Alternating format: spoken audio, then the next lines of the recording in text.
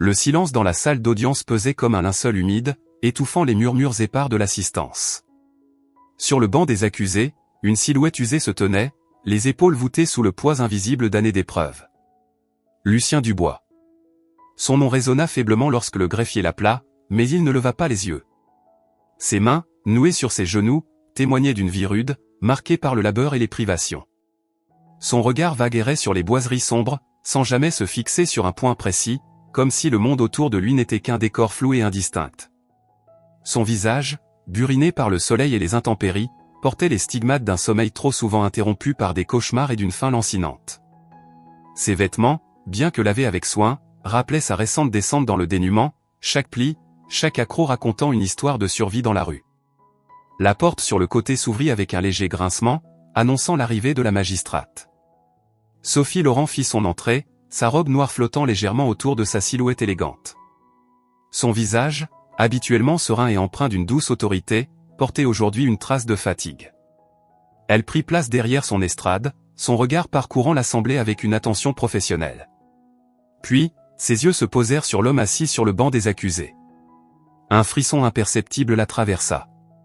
Quelque chose dans sa posture, dans la tristesse qui émanait de lui, éveilla en elle un écho lointain, une vague sensation de déjà-vu qu'elle ne parvenait pas à identifier. Elle fronça légèrement les sourcils, essayant de démêler ce sentiment diffus qui la troublait. Lucien Dubois était accusé de troubles à l'ordre public. Les faits étaient simples, presque banals dans leur tristesse. Une altercation devant un supermarché, des paroles agressives, un geste menaçant envers un passant qui s'était plaint de sa présence. Rien de bien grave en soi, mais suffisant pour alerter la police et le conduire devant la justice. Pour Lucien, cet incident était l'aboutissement d'une lente et douloureuse dérive, un cri de désespoir étouffé par l'indifférence et la solitude. La rue était devenue sa maison, la méfiance son armure, et les éclairs de colère, des tentatives maladroites de se défendre contre un monde qu'il ne comprenait plus. À côté de Lucien, un homme plus jeune se leva lorsque la juge entra. Antoine Rossi, avocat commis d'office, observait son client avec une attention particulière. Il avait l'œil vif et une empathie naturelle qui lui permettait souvent de percer les défenses des plus récalcitrants. Il avait vu d'innombrables cas de détresse humaine défiler devant lui, mais il y avait quelque chose chez cet ancien combattant qui l'interpellait. Derrière l'apparente agressivité et le mutisme de Lucien, il percevait une profonde fragilité, une souffrance muette qui méritait d'être entendue. Il avait tenté d'établir un dialogue avec lui avant l'audience, mais Lucien s'était montré distant, replié sur lui-même, ses réponses laconiques et méfiantes. Antoine savait que la tâche serait ardue, mais il était déterminé à faire entendre la voix de cet homme brisé. Sophie Laurent reprit la parole, sa voix claire et posée rompant le silence. Elle commença à énumérer les charges, les mots résonnant dans l'atmosphère lourde de la salle. Ses yeux revenaient par intermittence vers Lucien, cette étrange sensation de familiarité persistant, la rongeant doucement. Elle se concentrait sur les détails de l'affaire, s'efforçant de mettre de côté cette intuition troublante. Pourtant, une question lancinante commençait à germer dans son esprit, connaissait-elle cet homme? Et si oui, dans quelles circonstances? La fin de cette première partie d'audience la laissa avec plus de questions que de réponses, un voile de mystère planant au-dessus du sort de Lucien Dubois. Le retour au pays avait été un mirage de courte durée pour Lucien. L'uniforme rangé, les médailles épinglées au fond d'une boîte, il avait espéré retrouver la vie qu'il avait laissée derrière lui. Mais la guerre avait creusé en lui des sillons invisibles, des blessures profondes qui ne saignaient pas mais qui rongeaient son âme. Les nuits étaient peuplées de cauchemars hurlants, des échos de tirs, des visages hurlants de douleur. Le jour, la moindre bruit fort, la sirène d'une ambulance, un klaxon intempestif le faisait sursauter, le ramenant brutalement au champ de bataille poussiéreux d'Irak. Le syndrome de stress post-traumatique s'était insidieusement installé, transformant son existence en un combat perpétuel contre ses propres démons. Les relations avec ses proches s'étaient tendues. Son irritabilité, ses sautes d'humeur, son besoin d'isolement avaient fini par éloigner ceux qu'il aimait. Il ne comprenait plus les conversations légères, les préoccupations futiles du quotidien. Son esprit était constamment hanté par des images de violence, par le souvenir lancinant de ceux qu'il avait vus mourir. Le travail était devenu impossible à maintenir. Les emplois précaires qu'il trouvait ne faisaient qu'accentuer son sentiment d'inutilité et de déracinement. Progressivement, il avait glissé vers la marginalisation, incapable de s'adapter à un monde qui lui paraissait étranger et indifférent à sa souffrance. La rue était devenue son refuge, un lieu paradoxalement plus sûr que les 4 murs d'un appartement où les souvenirs l'assaillaient sans répit. La survie était une lutte constante, trouver de la nourriture, un endroit où dormir à l'abri des intempéries et de la violence, éviter le regard méprisant des passants. Il y avait eu quelques rencontres furtives avec d'autres sans-abri, des bribes de solidarité, des partages de misère. Mais la solitude restait son lot quotidien, un poids supplémentaire sur ses épaules déjà lourdes. Il se méfiait du monde, des autorités, de toute forme d'aide qu'il percevait comme une menace ou une humiliation. Antoine Rossi, malgré la distance que Lucien maintenait, s'efforçait de reconstituer son passé. Il avait contacté d'anciennes adresses, cherché des traces de son service militaire, mais les informations étaient fragmentaires, difficiles à obtenir.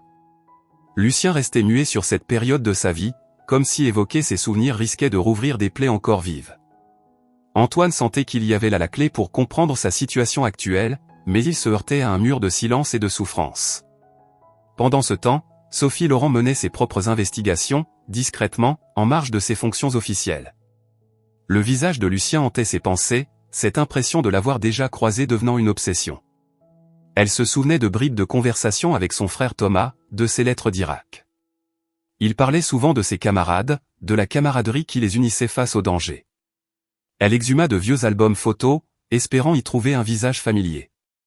Un nom revint à sa mémoire, mentionné par Thomas dans une de ses lettres, un certain Lucien, un marine courageux qui lui avait rendu service. Elle consulta les archives militaires, une démarche délicate compte tenu de son statut de magistrate. Après quelques recherches approfondies, elle découvrit un dossier concernant une opération spécifique en Irak, une embuscade particulièrement violente au cours de laquelle plusieurs soldats avaient été grièvement blessés. Le rapport mentionnait l'action héroïque d'un certain Lucien Dubois, qui avait risqué sa vie pour en secourir plusieurs, dont un certain Thomas Laurent. Le choc fut brutal. La pièce se mit à tourner autour d'elle. Le sans-abri qu'elle avait devant elle, cet homme brisé accusé de trouble à l'ordre public, était celui qui avait sauvé son frère. Les pièces du puzzle commençaient à s'assembler, révélant une vérité bouleversante. L'audience reprit dans une atmosphère tendue. Lucien resta impassible lorsque le greffier lut à nouveau les charges qui pesaient contre lui. Son regard ne quittait pas le sol, comme s'il portait sur ses épaules le poids de toutes les accusations du monde. L'avocat de la partie civile commença son interrogatoire, insistant sur le caractère perturbateur de son comportement, sur la peur qu'il avait pu engendrer chez les passants. Lucien répondait par monosyllabes, sa voix rauque et éteinte, traduisant un profond désintérêt pour ce qui se passait autour de lui. Ses silences étaient plus éloquents que ses paroles, révélant un homme usé, au bord du gouffre. Antoine Rossi intervint avec une stratégie délibérée. Il ne chercha pas à nier les faits, mais plutôt à les contextualiser. Il amena Lucien à parler de son engagement dans les marines, de ses années de service, des missions périlleuses auxquelles il avait participé. La voix de Lucien se fit légèrement plus forte lorsqu'il évoqua ses camarades, le sentiment d'appartenance qui l'animait alors. Mais dès qu'il aborda son retour, le ton redevint hésitant, les mots se firent rares, laissant transparaître la douleur et la confusion. Le moment inattendu survint lorsqu'Antoine appela à la barre un témoin surprise. Un homme d'une 50aine d'années, le visage marqué par le temps mais le regard vif, s'avança. Il se présenta comme un ancien sergent ayant servi aux côtés de Lucien en Irak. Son témoignage fut poignant. Il raconta avec émotion les actes de bravoure de Lucien, son courage face au danger, son dévouement envers ses camarades. Il décrivit en détail l'embuscade où plusieurs d'entre eux avaient été pris sous le feu ennemi. Puis, sa voix trembla légèrement lorsqu'il évoqua un jeune soldat grièvement blessé, pris au piège. Sans hésitation, Lucien s'était exposé aux tirs nourris pour le secourir, lui prodiguant les premiers soins en attendant les secours. Le sergent fit une pause, ses yeux se fixant sur Sophie Laurent. Ce soldat, Madame la juge, dit-il avec une solennité palpable, s'appelait Thomas Laurent. Lucien Dubois lui a sauvé la vie, au péril de la sienne, ainsi qu'à 6 autres hommes ce jour-là. Un silence de mort s'abattit sur la salle d'audience. Sophie Laurent sentit son cœur battre la chamade. Un voile d'émotion l'envahit, les larmes lui montèrent aux yeux. Elle fixa Lucien, une compréhension profonde et bouleversante illuminant son visage. Cet homme qu'elle jugeait pour un acte de désespoir était le héros qui avait permis à son frère de vivre. La vérité venait d'éclater, brisant le mur d'indifférence et de préjugés. Antoine Rossi prit la parole, s'adressant directement à Sophie Laurent. Il lui demanda de confirmer l'identité de son frère et les circonstances de son déploiement en Irak. La voix de la juge trembla légèrement lorsqu'elle confirma les faits, son témoignage empreint d'une gratitude poignante envers cet homme qu'elle avait failli condamner sans connaître son histoire. Elle raconta les lettres de Thomas, son admiration pour ses camarades, et le nom de Lucien qui revenait souvent comme un symbole de courage et d'abnégation. Le procureur, visiblement touché par ces révélations, modula son réquisitoire. Il reconnut la gravité des troubles à l'ordre public, mais souligna les circonstances exceptionnelles de l'affaire, le traumatisme profond subi par Lucien et son passé héroïque. Il demanda au tribunal de faire preuve de clémence et de considérer les actes récents de l'accusé comme le symptôme d'une souffrance indicible. La plaidoirie d'Antoine Rossi fut un vibrant plaidoyer pour la reconnaissance et la dignité des anciens combattants. Il insista sur le devoir de la société de ne pas les oublier une fois qu'ils avaient quitté le champ de bataille. Il rappela les statistiques alarmantes concernant le nombre de vétérans sans abri souffrant de PTSD, soulignant l'urgence de leur offrir un soutien adéquat. Son discours résonna dans la salle, touchant les cœurs et les consciences. Le tribunal se retira pour délibérer. L'attente fut pesante, chaque minute semblant durer une éternité. Lucien resta immobile, son visage impassible ne laissant transparaître aucune émotion. Sophie Laurent observait cet homme brisé avec une profonde tristesse et un immense respect. Antoine Rossi lui adressa un regard encourageant, une lueur d'espoir dans les yeux. Lorsque le tribunal revint, le silence se fit religieux. La voix de Sophie Laurent, lorsqu'elle prononça le verdict, était empreinte d'une solennité particulière. Le tribunal, considérant les circonstances exceptionnelles de cette affaire, le passé honorable de l'accusé au service de son pays, et les preuves accablantes de son héroïsme, décide de l'abandon de toutes les charges retenues contre Monsieur Lucien Dubois. Un murmure de soulagement parcourut l'assistance. Mais ce n'était pas tout. Sophie Laurent poursuivit, sa voix se faisant plus chaleureuse. De plus, au nom de la nation reconnaissante, et en témoignage de son courage et de son sacrifice, Monsieur Lucien Dubois se verra décerner la croix de la Marine. Lucien leva enfin les yeux, une lueur d'incrédulité et d'émotion traversant son regard. Il semblait incapable de comprendre ce qui se passait. Antoine Rossi posa une main réconfortante sur son épaule. Sophie Laurent annonça ensuite les mesures concrètes qui seraient prises pour aider Lucien à reconstruire sa vie, un logement décent lui serait attribué, il bénéficierait d'une aide financière pour subvenir à ses besoins, et un suivi médical spécialisé pour son PTSD serait mis en place.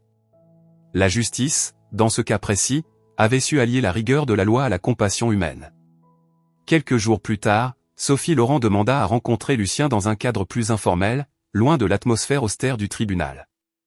La rencontre eut lieu dans son bureau, un lieu habituellement réservé aux affaires judiciaires, transformé pour l'occasion en un espace de partage et d'humanité. Lucien était arrivé, visiblement mal à l'aise dans ses vêtements neufs, mais un peu plus serein. Sophie lui tendit une liasse de lettres jaunies par le temps. « Ce sont les lettres que mon frère Thomas m'écrivait d'Irak, expliqua-t-elle doucement. Il parlait souvent de vous, Lucien. De votre courage, de votre gentillesse. Il vous considérait comme un frère d'armes, un ange gardien. » Lucien prit les lettres avec des mains tremblantes. Sa voix se brisa lorsqu'il commença à lire les mots de Thomas, l'expression de sa profonde gratitude envers l'homme qui lui avait sauvé la vie. Chaque phrase était un témoignage poignant de reconnaissance, un écho lointain de la camaraderie et du sacrifice partagé dans l'enfer de la guerre. Les larmes coulaient silencieusement sur les joues burinées de Lucien, des larmes de soulagement, de reconnaissance, mais aussi de regret de ne pas avoir su plus tôt l'impact de son geste. Ce fut un moment de catharsis pour Lucien. Les mots de Thomas étaient une absolution, une reconnaissance directe et personnelle de son héroïsme, longtemps enfoui sous le poids du traumatisme et de l'oubli. Pour Sophie, c'était une façon de rendre hommage à son frère et de remercier l'homme qui lui avait permis de vivre plus longtemps. Les semaines et les mois qui suivirent marquèrent le début d'une nouvelle vie pour Lucien. Il s'installa dans le petit appartement qui lui avait été attribué, un havre de paix après des années d'errance. Il commença une thérapie intensive pour son PTSD, les souvenirs douloureux refaisant surface progressivement, mais cette fois-ci accompagnés et apaisés par l'écoute attentive d'un professionnel. Les crises d'angoisse s'espacèrent, les cauchemars devinrent moins fréquents. Lentement, très lentement, la lumière commençait à percer l'obscurité qui l'avait englouti. Un lien respectueux et chaleureux se tissa entre Sophie et Lucien. Elle prenait régulièrement de ses nouvelles, s'assurant qu'il ne manquait de rien, l'encourageant dans son cheminement vers la guérison. Leur relation avait transcendé leurs rôles initiaux dans la salle d'audience, évoluant vers une forme d'amitié improbable mais sincère, fondée sur la gratitude et la compréhension mutuelle. L'histoire de Lucien Dubois rappelait avec force l'importance de ne pas juger les apparences, de regarder au-delà des actes isolés pour comprendre les souffrances invisibles. Elle soulignait la nécessité impérieuse de soutenir et d'honorer les anciens combattants, ces hommes et ces femmes qui ont sacrifié une partie de leur vie au service de leur pays et qui reviennent souvent marqués à jamais. L'écho des balles pouvait s'estomper, mais les cicatrices invisibles nécessitaient une attention et un soin constant pour que l'espoir puisse renaître, même dans les cœurs les plus brisés.